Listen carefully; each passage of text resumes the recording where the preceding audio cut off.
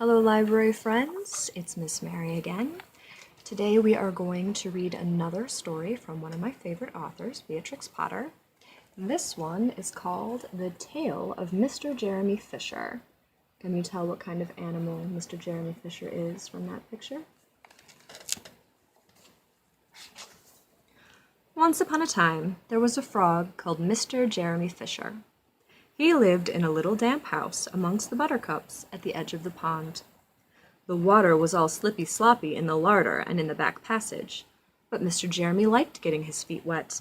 Nobody ever scolded him, and he never caught a cold. Let's take a look at Jeremy's house. There it is on the outside, and there is Jeremy's larder, all wet. See his feet? He was quite pleased when he looked out and saw large drops of rain splashing in the pond. "I will get some worms and go fishing, and catch a dish of minnows for my dinner," said Mr. Jeremy Fisher.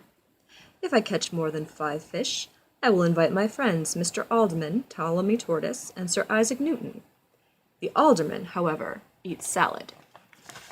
Let's see. So he's looking out his window at the rain, and there he is, getting some fishing stuff. Mr. Jeremy put on a mackintosh and a pair of shiny galoshes. He took his rod and basket and set off with enormous hops to the place where he kept his boat. The boat was round and green, and very like the other lily leaves. It was tied to a water plant in the middle of the pond. Oh, here he goes. There he is jumping along, and there he is on his boat. Mr. Jeremy took a reed pole and pushed the boat out into the open water. "I know a good place for minnows," said Mr. Jeremy Fisher. Mr. Jeremy stuck his pole into the mud and fastened the boat to it. Then he settled himself cross-legged and arranged his fishing tackle. He had the dearest little red float. His rod was a tough stalk of grass.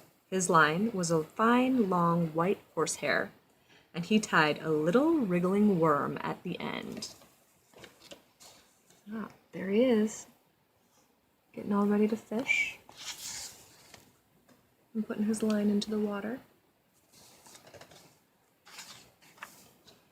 The rain trickled down his back, and for nearly an hour he stared at the float.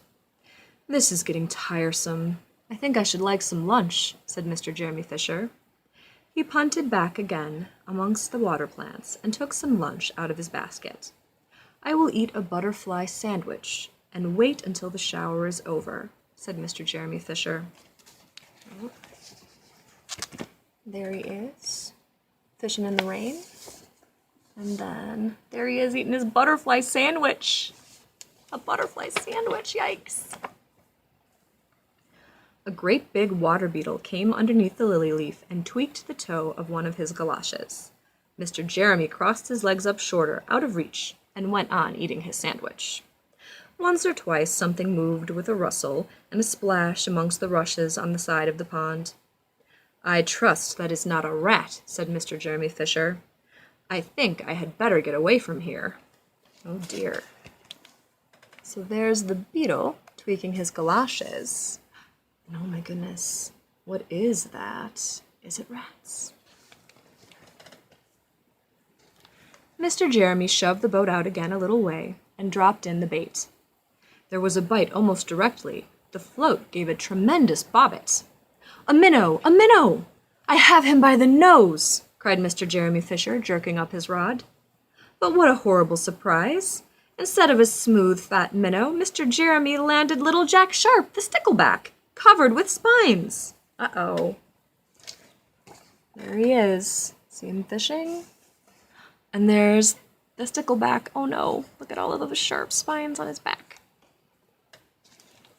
The stickleback floundered about the boat, pricking and snapping until he was quite out of breath. Then he jumped back into the water. And a shoal of other little fishes put their heads out and laughed at Mr. Jeremy Fisher.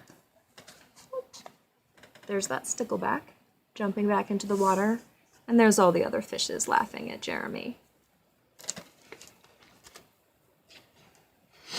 And while Mr. Jeremy sat disconsolately at the edge of his boat, sucking his sore fingers and peering down into the water, a much worse thing happened.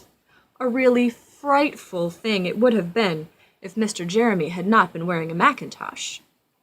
A great, big, enormous trout came up, ker-flop, with a splash, and it seized Mr. Jeremy with a snap. Ow, ow, ow!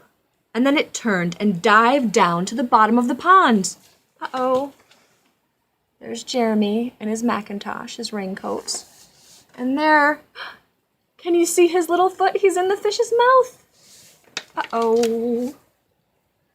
But the trout was so displeased with the taste of the mackintosh that in less than half a minute it spat him out again. And the only thing it swallowed was Mr. Jeremy's galoshes. Mr. Jeremy bounced up to the surface of the water like a cork in the bubbles out of a soda water bottle, and he swam with all his might to the edge of the pond. So there's the fish, spitting him out, and there's Jeremy heading towards the end of the pond. He scrambled out onto the first bank he came to, and he hopped home across the meadow with his mackintosh all in tatters. "What a mercy that was not a pike," said Mr. Jeremy Fisher. "I have lost my rod and basket, but it does not much matter, for I'm sure I should never have dared to go fishing again." Let's see. There he is, hopping back home. Oh, he is all a mess, isn't he? He put some sticking plaster on his fingers, and his friends both came to dinner. He could not offer them fish, but he had something else in his larder. Sir Isaac Newton wore his black and gold waistcoat. Ah, there are his two friends. See, the tortoise and Sir Isaac Newton. That is a pretty waistcoat.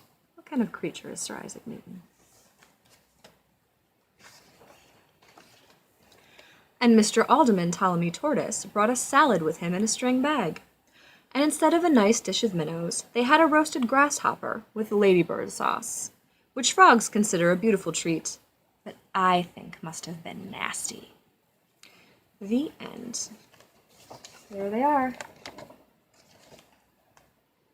One with a salad in a basket, and there they are eating their grasshopper. What do you think? Would you want to eat a grasshopper? Well, I hope you have enjoyed this story and that you have a wonderful rest of your week. Take care.